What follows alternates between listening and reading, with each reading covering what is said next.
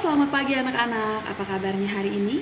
Miss Lani berharap semua kalian dalam keadaan sehat dan diberkati Tuhan. Nah, anak-anak, pagi hari ini Miss Lani sifatnya hanyalah ingin mereview tentang materi-materi yang sudah kita pelajari di beberapa minggu ini, khususnya materi tentang ibadah yang sejati.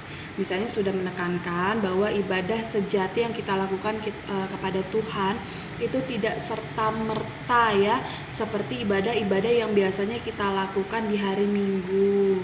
Ya, seperti ibadah-ibadah yang biasanya kita lakukan di gereja mengikuti setiap liturgi demi liturgi. Nah, misalnya sudah menekankan beberapa kali bahwa ibadah yang sejati adalah ketika kita mempersembahkan tubuh kita sebagai persembahan yang hidup, yang kudus, dan yang berkenan kepada Allah. Ketika anak-anak melakukan perbuatan-perbuatan baik, perbuatan-perbuatan yang memberkati orang-orang di sekitar, nah itu adalah bentuk bahwa anak-anak sudah melakukan ibadah yang sejati. Kenapa? Karena orang-orang yang melihat dan mendengar ya perbuatan-perbuatan baik yang anak-anak lakukan, otomatis mereka akan memuliakan Bapa di surga. Oleh sebab itu Miss Lani selalu menghimbau kepada anak-anak, apalagi ini di musim pandemi ya, tidak memungkinkan untuk kita beribadah ke gereja dan mengikuti liturgi-liturgi seperti biasanya ya. Nah, anak-anak kita bisa ya lakukan perbuatan-perbuatan baik, sebanyak-banyaknya perbuatan baik yang bisa anak-anak lakukan ya, sebagai bentuk ibadah kita kepada Tuhan, bentuk ucapan syukur kita kepada Tuhan. Nah, untuk tugas agama kali ini anak-anak boleh buka buku paket halaman 37 bagian uraian materi.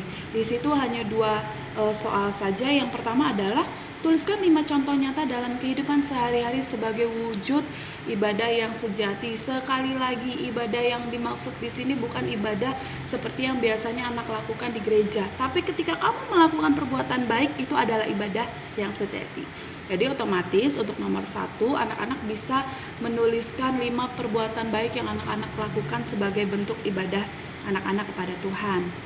Lalu soal nomor 2, tuliskan cerita atau puisi tentang pengalamanmu melakukan ibadah yang sejati. Bagaimana nih di masa-masa pandemi ini, di masa-masa di mana anak-anak tidak bisa ibadah ke gereja ya, tapi anak-anak tetap bisa melakukan perbuatan-perbuatan baik sebagai ucapan syukurmu kepada Tuhan, dan itu adalah bentuk ibadahmu. Nah, bagaimana pengalaman anak-anak ketika anak-anak beribadah di rumah, ketika anak-anak mengganti ibadah liturgi yang biasa kita lakukan di gereja dengan anak-anak melakukan perbuatan-perbuatan baik, perbuatan-perbuatan yang berkenan, perbuatan-perbuatan yang memberkati. Nah, perasaan anak-anak tuh bagaimana sih ketika melakukan itu? Apakah anak-anak senang melakukan hal-hal yang baik di rumah, atau justru anak-anak merasa terbebani? Nah, ceritakan di buku paket halaman 37 itu ya anak-anak. Itu saja untuk materi hari ini. Selamat merefresh kembali materi yang sudah kita pelajari dan tetap jaga kesehatan. Tuhan memberkati.